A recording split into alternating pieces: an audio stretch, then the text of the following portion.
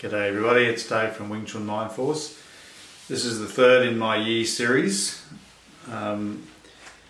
This should be a short one today. I talked in the last video about putting the mind, putting the yi, the intent,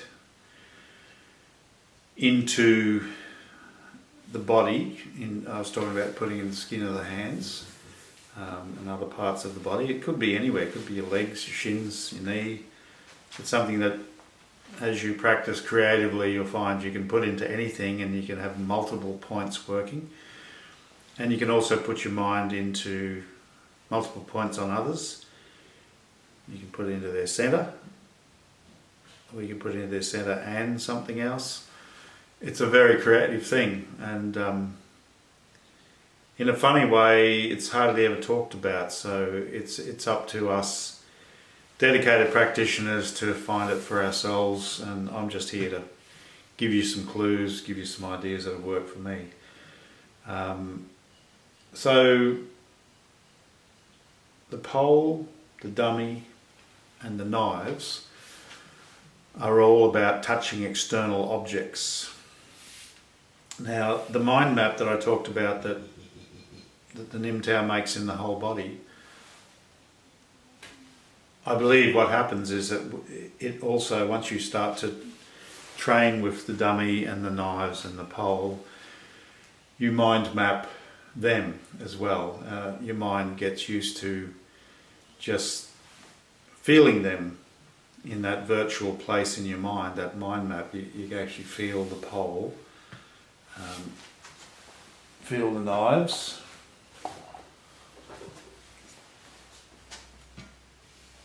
and feel the dummy just over there.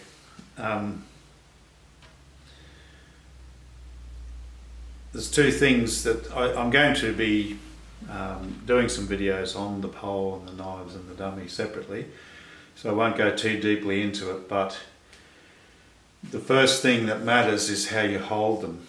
Now this is a cool exercise you can do anywhere, and you don't have to necessarily have the knife, sword or the pole.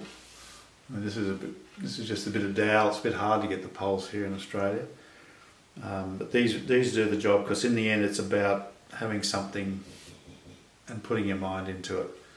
Now I talked about putting the mind into the skin of the hands, and I must say, I've mentioned this before, but I got that idea from Seabuck Frederick Moe, who lives in New Zealand, but he's Sigong Chu's oldest student. He started back in 1955 with him. He's a man who I consider at the highest level of Wing Chun, and he's the one who said to me, you know, just put your mind in your fingertips and don't think about anything else, just move that. And I sort of intuited that I could use the skin of the palms of the hands, but that feeling of presence in the hand, once you can get that quite strongly, and it's an empty feeling, we think about the wrist and the joints being empty and light. It's part of sung, part of that soft state, but you don't actually do something. It's more like you don't do something. You just stop trying to make them strong. You let them be empty, as if they're filled up with light or something like that. So with the pole and the swords, just hold very lightly.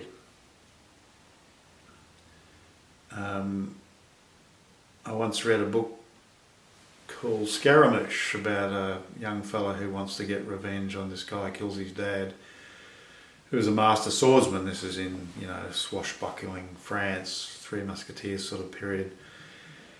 And the first lesson that the sword master teaches the young guy is to hold the rapier or the sword, you know, I think it was a rapier, like you're holding a little bird in your hand. And that's always stuck with me. And then when I was taught about the pole by different senior teachers, they all said, you know, hold it very lightly, don't grip it.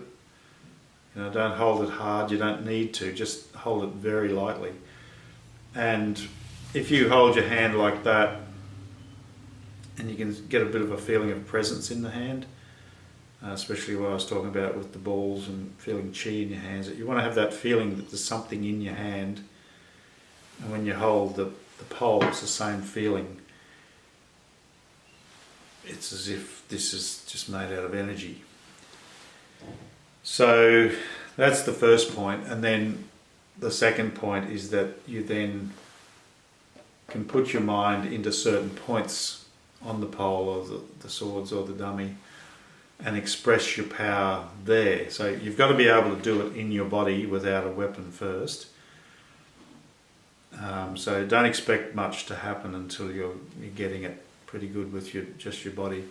But then you can put your mind into different parts to strike with, to counter somebody else, to apply force to them effortlessly, and this doesn't change. So even when there's a lot of force being put on you, you don't start gripping hard. You've got to purposely keep it really soft.